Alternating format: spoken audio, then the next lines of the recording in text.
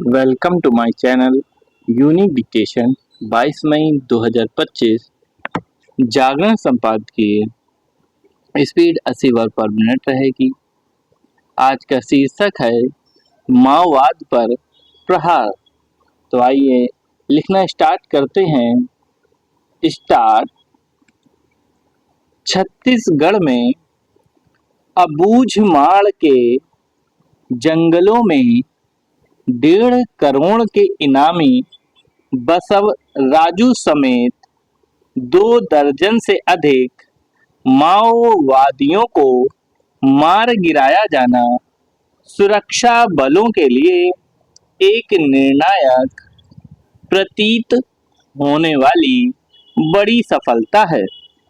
बसव राजू जितना कुख्यात था, उतना ही दुष्ट दरिंदा भी। वह गुरिल्ला शैली के हमलों के लिए जाना जाता था। उसने इसके लिए विशेष प्रशिक्षण लिया था। उसके कारण सुरक्षा बलों के तमाम जवानों ने आंतरिक सुरक्षा के सबसे बड़े खतरे का सामना करते हुए अपने प्राणों की आहुति दी।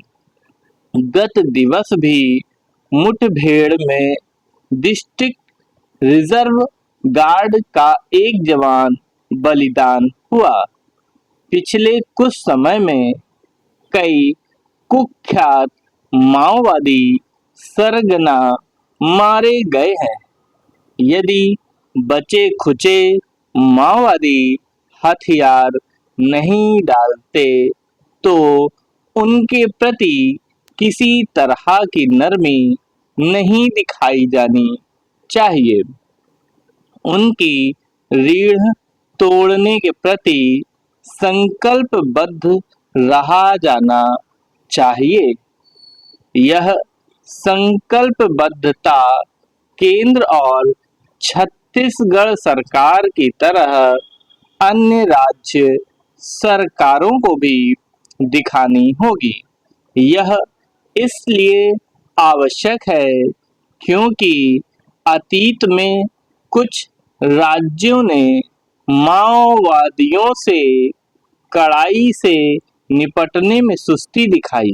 यह सुस्ती तत्कालीन प्रधानमंत्री मनमोहन सिंह के यह कहने के बाद भी दिखाई गई कि माओवादी आतंक आंतरिक सुरक्षा के लिए सबसे बड़ा खतरा बन गया है।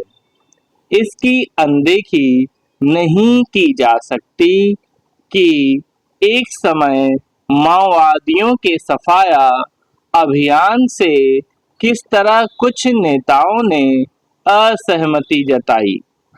कुछ तो चुनावी लाभ के लिए उन्हें राजनीतिक संरक्षण देते भी दिखे।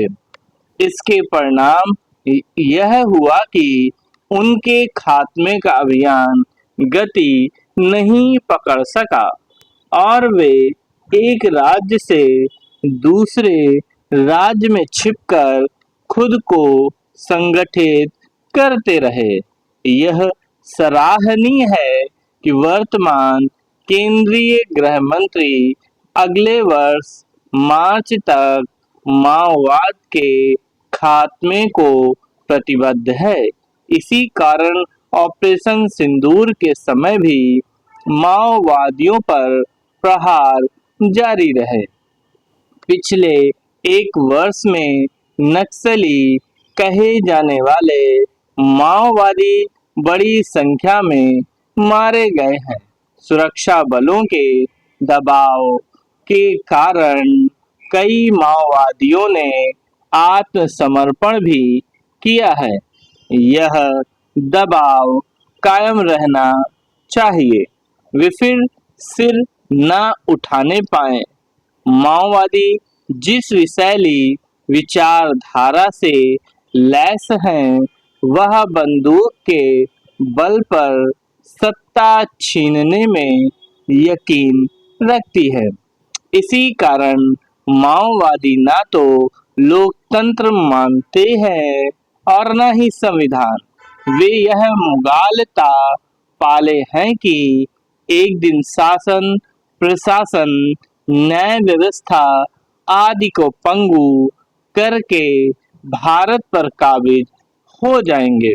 यह हैरानी की बात है कि इसके बाद भी कुछ नक्सली प्रगतिशील एवं छद्म मानवतावादी माओवादियों से हमदर्दी रखते हैं और उन्हें वैचारिक समर्थन देते हैं।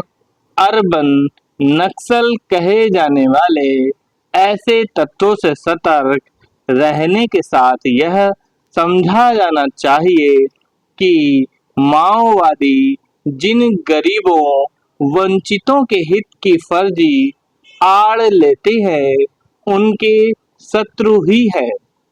समाप्त।